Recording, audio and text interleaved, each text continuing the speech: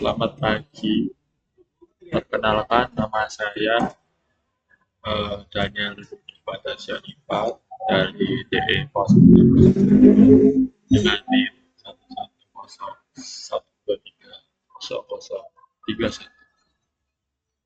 11012300031. Hari ini saya menjelaskan PSI koordinat bipolar junction transistor BJT atau bisa kita sebut BJT adalah terkurung.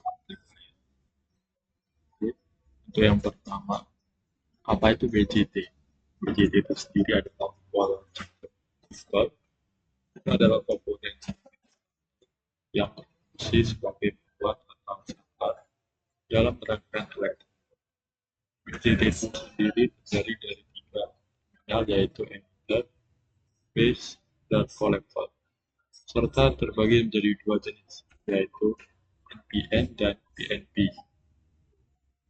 Prinsip kerja BJT bergantung pada aliran arus dari base ke emitter yang mengendalikan arus lebih besar dari kolektor ke emitter. Dalam aplikasinya, BJT dapat membuat sinyal kecil atau mengendalikan light seperti motor atau LED.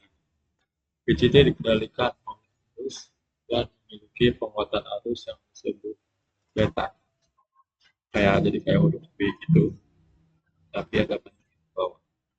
Kemudian yang menunjukkan seberapa besar arus kolektor dibandingkan arus B.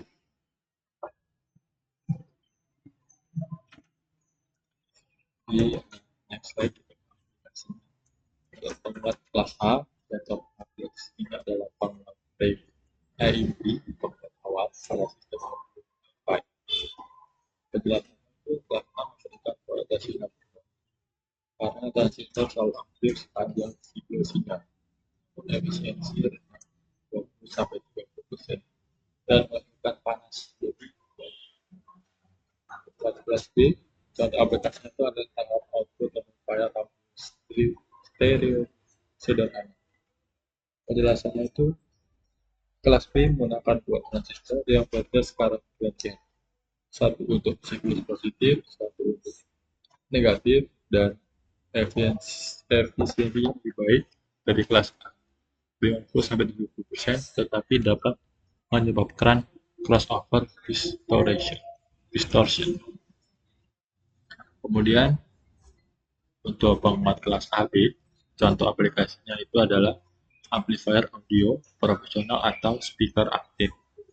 Bisa kita jelaskan bahwa kombinasi antara A dan B dengan dua transistor yang sedikit tumpang tindih dalam konduksi untuk mengurangi distorsi. Ini adalah kompromi antara efisiensi dan kualitas suara. Untuk penguat kelas C, ya dalam kelas ini itu buat catatan aja, dalam kelas itu biasanya tidak digunakan untuk penguatan audio karena distorsinya itu tinggi. Contoh aplikasinya itu penguat sinyal RF, radio frekuensi, seperti pemacet radio. Jadi penjelasannya, transistor aktif dalam sebagian kecil siklus sinyal, menghasilkan efisiensi tinggi, cocok untuk aplikasi gelombang bawah. Kita lanjut ke langsung penguat kelas A. Jadi di dalam penguat kelas A itu sendiri, transistor dalam penguat kelas A selalu dalam kondisi aktif sepanjang 360 derajat. Siklus sinyal input sehingga sinyal diperkuat secara utuh tanpa pemotongan. Keunggulannya, kita memiliki dua keunggulan, yaitu yang pertama, kualitas sinyal sangat tinggi karena penguatan terjadi terus-menerus tanpa celah. Untuk keunggulan kedua, linearitas sangat baik, cocok untuk aplikasi audio hi-fi dan instrumen presisi. Kemudian kelemahan, kita memiliki dua kelemahan, yaitu efisiensi rendah sekitar 20-30% karena harus mengalir terus bahkan tanpa sinyal input. Untuk kelemahan kedua itu menghasilkan panas tinggi, membutuhkan tensi besar dan boros daya. Ini untuk rangkaian kelas A. Kita memiliki output dari multimeter itu sendiri yaitu 2,19 volt.